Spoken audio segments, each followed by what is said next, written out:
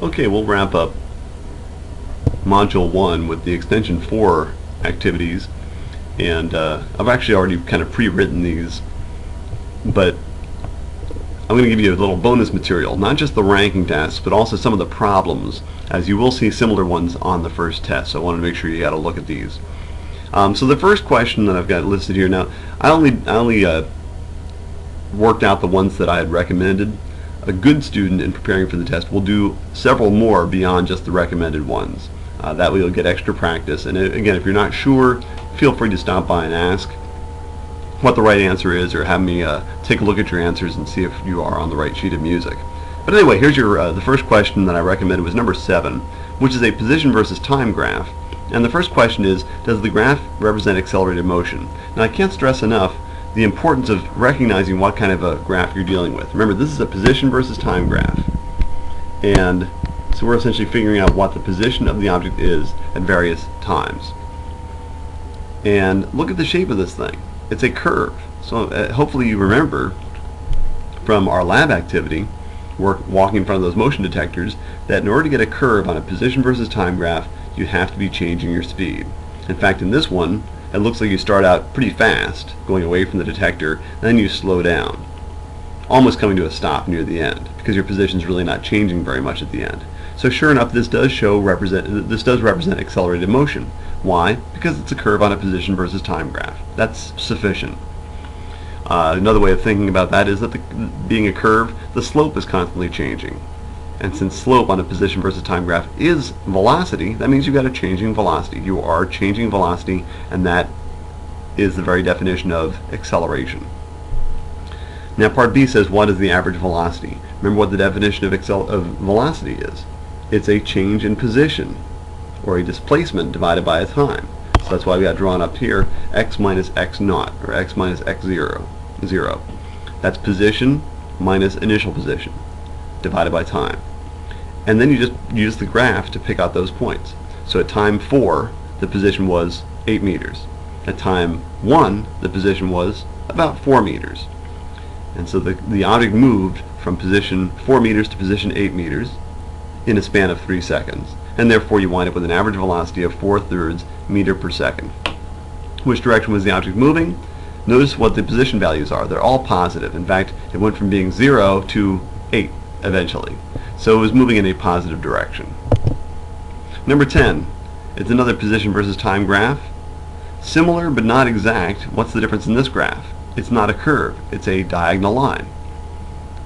And you should remember how to create a diagonal line on a position versus time graph. You have to be moving, yes, but you have to be moving at a constant pace in order to create a slope that does not change.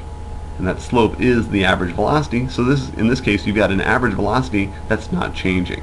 If the velocity is not changing, you're not accelerating. The definition of acceleration is a change in velocity over a change in time. If you're going the same speed, you're not changing your velocity. Therefore, no acceleration. Again, part B, what's the average velocity? Very similar. If you look at time 4, where's your line? It's about 6.5 meters. That's your position. At time 1, about 2.5 meters. So again, you take the difference in those positions. 6.5 minus 2.5. The displacement's about positive 4. The time, 3 seconds. So again, it's about 4/3 meter per second is the average velocity. And again, what direction is the object moving? Notice that it's moving from about 1 meter at time 0 to 8 meters at time 5 seconds. So it's moving in a positive direction. Number 12. Notice there is a fundamental difference here. We're dealing now with a velocity versus time graph, not a position versus time graph. That's a very, very important distinction for you to realize. Notice the actual graph. It's a horizontal line up there at 8 meters per second. So the question is, does the graph represent accelerated motion? Again, try to really walk these out. How would you have to be walking to create this graph? You'd have to be walking at 8 meters per second the entire time. You'd be going at that speed the entire time, not changing speed. Does that mean you're accelerating? No. By the very definition, by moving at a constant speed, you are not changing your speed, and therefore you're not accelerating. Another way of thinking about that is look at the slope of the graph. It's a horizontal line. What's the slope of a horizontal line? 0. What's the physical meaning of a line on a velocity versus time graph? It is acceleration. So if slope is 0, acceleration is 0. Now part B, they ask, what's the displacement between time 1 second and time 4 seconds? There's two ways of doing this. You can either, as I drew out here, write your speed and multiply times the time. Because notice I have that little triangle. We're used to doing speed as distance divided by time. But distance, which is what we're being asked about, or displacement, is equal to speed times time. We know what the speed is just by looking at the graph. We know how long you're walking. You're walking along at 8 meters per second for a span of 3 seconds. It's 4 minus 1. So that's another way of getting to it. Another way of getting to it, as I'll explain in lab, is to look at the area under the curve from 1 second to 4 seconds. Notice that it looks like a big old triangle. What's the area of a triangle? Length times width. What's the length of that triangle? Well, 8 meters per second. What's the width? 3 seconds. Do the math, and it turns out it's exactly the same as the little equation we worked with. So that's another way of doing this. Now moving on to the ranking tasks. The first question was to find out the acceleration. We had to rank acceleration from least to greatest. For all these, now these are all position versus time graphs. That's really important. So notice what kind of lines these all are. They're all diagonal lines. They're all straight lines. How do you make a straight line or a diagonal line on a position versus time graph? You have to be moving at a constant pace. Are the paces the same? No. Notice these are widely different slopes, but in A, you're walking at a slow, constant pace. In D, you're walking at a medium, constant pace. And in F, you're moving at a fast, constant pace. But the operative word, the important word there is constant. What's your acceleration if you're moving at a constant pace? 0. In all those cases. I don't care that one is going slower or faster. As long as you're going at a constant pace, your acceleration is 0. You can be going at a steady 100 miles per hour in your car, and you're not accelerating.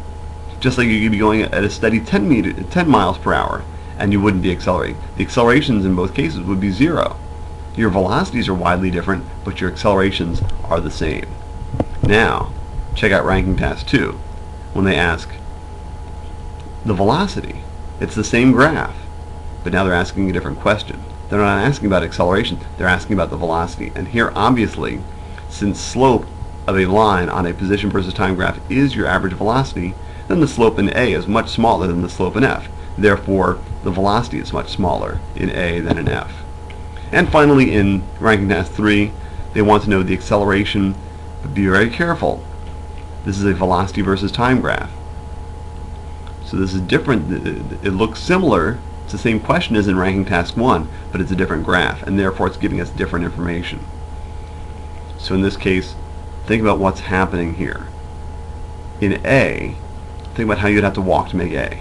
You'd have to start out slow and get faster, but you wouldn't get super fast. Right? Notice that your velocity, even at the end of the run, is still pretty small. So you are changing your speed, but it's a pretty small acceleration. How about F? Very, very steep acceleration, because you go from 0 to a very large velocity value in almost no time. Very large positive acceleration. How do we know? Because acceleration is the slope on a position versus time, on a velocity versus time graph. So therefore, in order to rank these according to acceleration, we just look at the slopes. Since slope is acceleration, the smallest slope, smallest acceleration. And so therefore these are ranked A, B, C, D, E, F in order.